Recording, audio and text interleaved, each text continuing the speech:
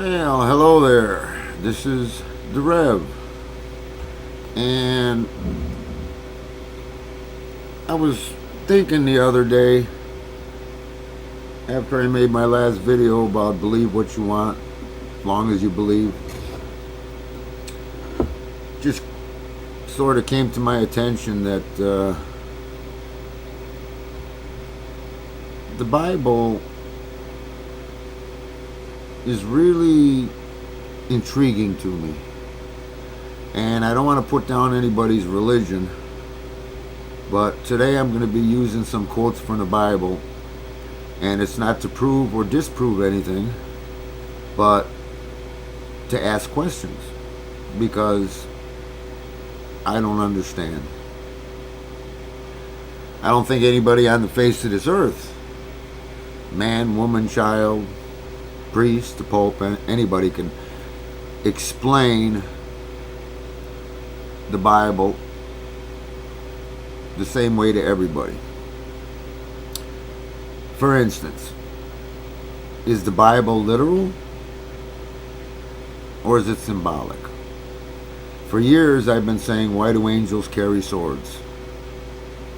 It ain't to cut bread. And I had somebody come back once and says, well, it's only symbolic. It has nothing to do with literal. It's symbolic. Angels carrying swords is symbolic. Well, then I guess we can rule out that whole heavenly war, because I think if they had a heavenly war at one time, they used swords and spears and knives. They didn't use guns. So anyway, I've decided that I'm going to go ahead and I'm going to take the Bible literally. What it says, and I'm going to take it that way. Now I know whatever I read, somebody's going to have another outlook on it, and that's what I'm interested in.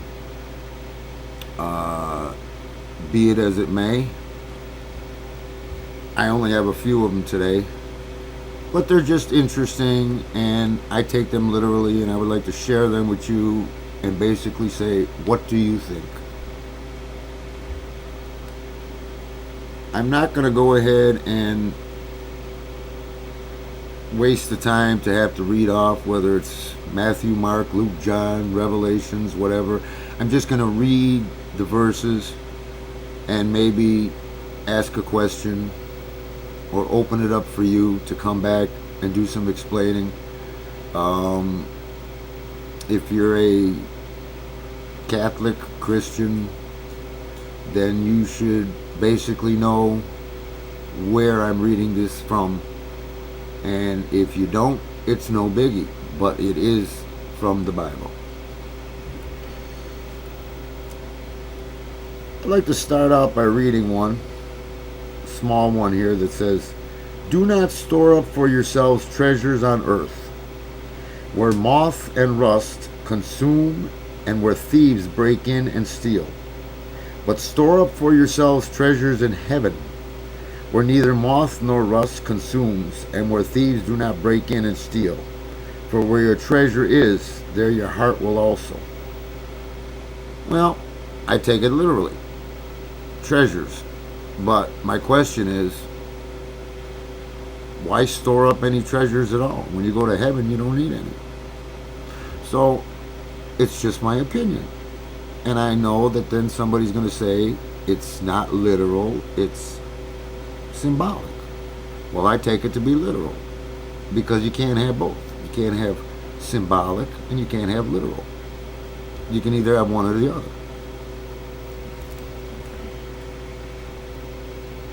Here's one that I thought was very interesting. Comes from Matthew. Not everyone who says to me, Lord, Lord, will enter the kingdom of heaven, but only the one who does the will of my Father in heaven. On that day, many will say to me, Lord, Lord, did we not prophesy in your name, and cast out demons in your name, and do many deeds of power in your name? Then I will declare, I never knew you. Go away from me, you evildoers. I don't get that one. Here are people who are prophesying in the name of Jesus Christ. They're following Jesus Christ. They're doing what he does, what he wants to be done, but I guess it's something different than what his father wants, because he calls them evildoers and turns against them. So it's sort of like, to me, that's like smiling at you and stabbing you in the back. And like I say, I'm not here to put you down. I question these things. If you have an answer, by all means, comment on it. Oh, let's look at another interesting one I found here.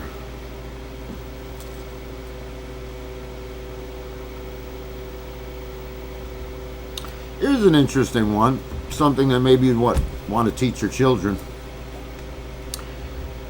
While he was still speaking to the crowds, his mother and his brothers were standing outside, wanting to speak to him.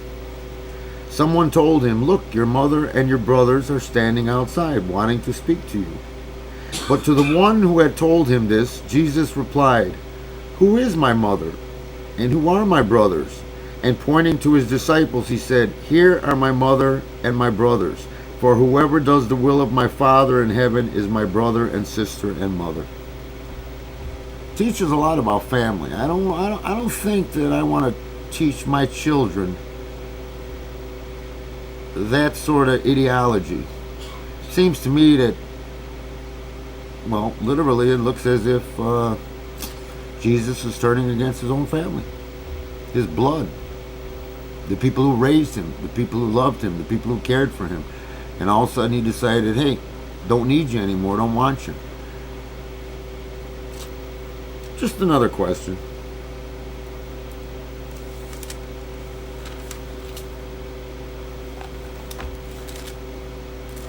Let's see. I have one in here that's I thought was interesting.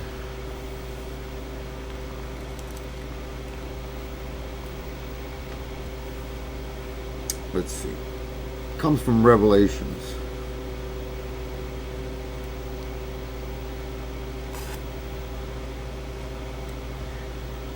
Okay. Then I saw an angel coming down from heaven, holding in his hand the key to the bottomless pit and a great chain. He seized the dragon, that ancient serpent, who is the devil and Satan, and bound him for 1,000 years, and threw him into the pit, and locked and sealed it over him, so that he would deceive the nations no more, until the 1,000 years were ended. After that, he must be let out for a little while. Well, that just don't make any sense to me. Just seems like a big game. Let's let Satan loose. Let's let him do his damage, his harm. Then we'll come. We'll capture him. We'll get rid of the problem. And then we'll let him loose again so we can do it all over again. These are things that I have questions about. I mean, to me, the majority of the Bible is ironic. It's an ideological mayhem. I take what I want from it and I leave the rest, which is most of it. If you have any comments you'd like to leave, if you see things in a different manner than I do, then feel free to leave your comments. I will address them if I can.